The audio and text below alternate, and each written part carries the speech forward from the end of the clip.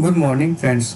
I hope आप सब अच्छे होंगे। आपका स्वागत है आपके अपने YouTube channel current affairs for exam में। चलिए आज दिनांक 6/12/2024 की प्रश्नावली शुरू करते हैं। निम्नलिखित में से किस राज्य सरकार ने इंदिरा आवास योजना के लिए मोबाइल ऐप लॉन्च किया है? महाराष्ट्र, तेलंगाना, कर्नाटक, गोवा। इसका सही जवाब है तेलंगाना। तेलंगाना राज्य सरकार ने इंदिरा आवास योजना के लिए मोबाइल ऐप लॉन्च किया है। इस योजना का उद्देश्य तेलंगाना के सभी नागरिकों को किफ़ायती आवास उपलब्ध कराना है, जिसमें सबसे गरीब लोगों पर ध्यान केंद्रित किया जाएगा।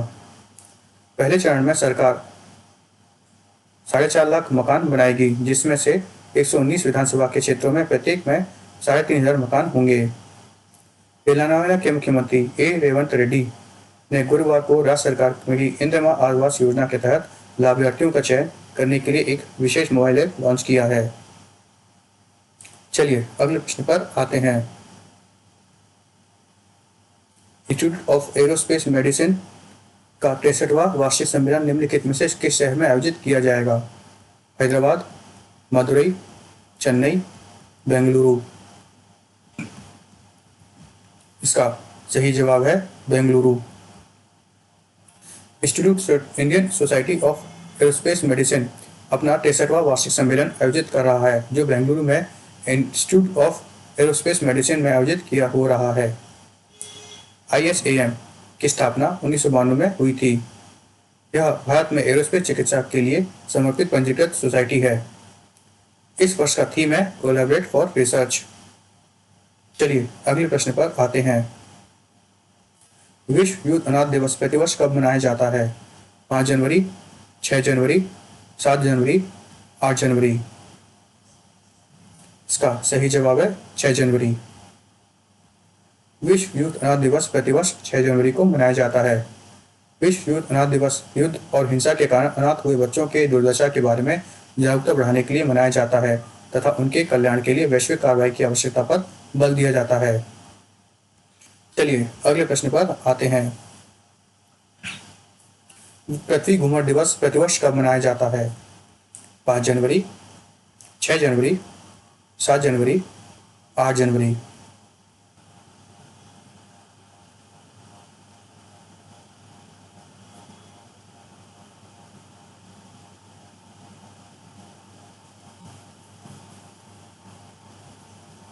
इसका सही जवाब है 8 जनवरी।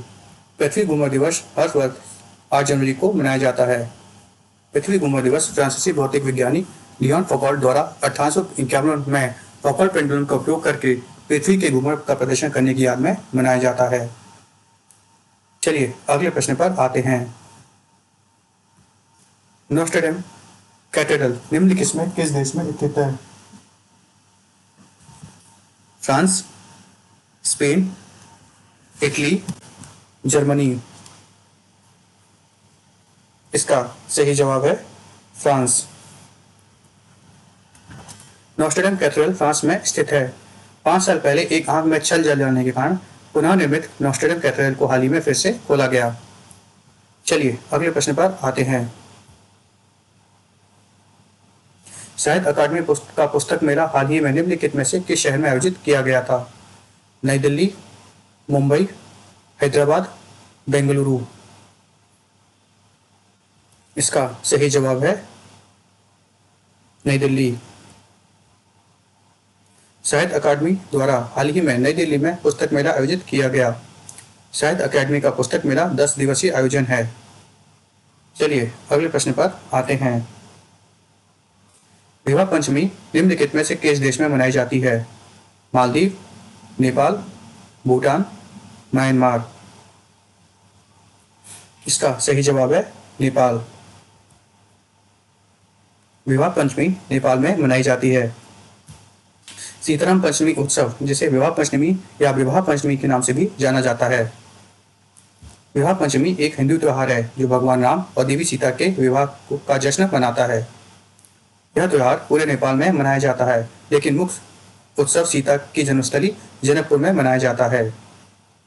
चलिए अगले प्रश्न पर आते हैं। सिंबैक्स भारत और निम्नलिखित में से किस देश के बीच एक संयुक्त सैन्य अभ्यास है? Cambodia, Indonesia, Japan, Singapore. इसका सही जवाब है कंबोडिया। सिम्बेक्स भारत और कंबोडिया के बीच एक संयुक्त सैन्य अभ्यास है। हाल ही में पुणे सिम्बेक्स का आयोजन किया गया था। चलिए अगले प्रश्न पर आते हैं। 2025 महिला FIH हॉकी जूनियर विश्व कप निम्नलिखित में से किस देश में आयोजित किया जाएगा?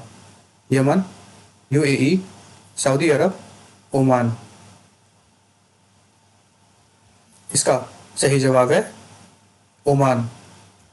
2025 महिला FIH हॉकी जूनियर विश्व कप का आयोजन ओमान मस्कट में किया जाएगा। चलिए अगले प्रश्न पर आते हैं। नीति आयोग ने निम्नलिखित में से किस शहर में ट्रेड वॉच क्वार्टरली लॉन्च किया है? चेन्नई, मुंबई, नई दिल्ली, विशाखापट्टनम। इसका सही जवाब है नई दिल्ली। नीति आयोग के उपाध्यक्ष सुमन बरी ने नई दिल्ली में ट्रेड वॉच क्वार्टरली का शुभारंभ किया है। चलिए अगले प्रश्न पर आते हैं। निम्नलिखित में से किस देश को एशिया और प्रशांत क्षेत्र के लिए 2024 ISSA गुड प्रैक्टिस अवार्ड से सम्मानित किया गया है? भारत, जापान, दक्षिण कोरिया, कंबोडिया। इसका सही जवाब है भारत। भारत को एशिया और प्रशांत क्षेत्र के लिए अंतर्राष्ट्रीय सामाजिक सुरक्षा संघ गुड प्रैक्टिस अवार्ड 2024 से सम्मानित किया गया है। कर्मचारी भविष्य निधि संगठन EPFO के उसकी अभिनव पहलों के लिए सम्मानित किया गया तथा इसके उत्कृष्ट योगदान के लिए 5 योग्यता प्रमाण पत्र भी प्रदान किए गए। चलिए अगले प्रश्न पर आते हैं।